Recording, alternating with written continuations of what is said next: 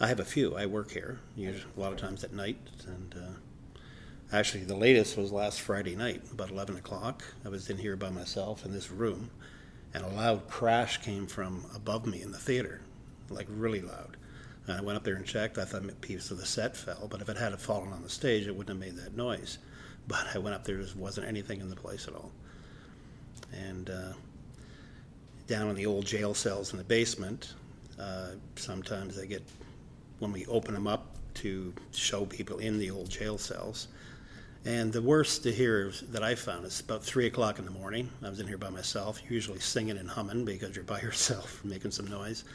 And going through the file room downstairs where all the old files from way back when are the old registers and that. Right at the doorway going into the maintenance area, that there I felt a little creeped out and goosebumps and like somebody was there with me. But well, we had some ghost hunters in here a couple of years ago, and they had movie screens set up, TVs, and I'm watching orbs going past people's heads on the screen, and nobody else I don't think is seeing them. They're shooting, changing direction up and down, back and forth, and dust doesn't do that. And I took them down to the basement. There's an old elevator shaft there that apparently some young fella, electrician's helper, I believe, fell maybe back in the 50s, I'm not sure exactly when.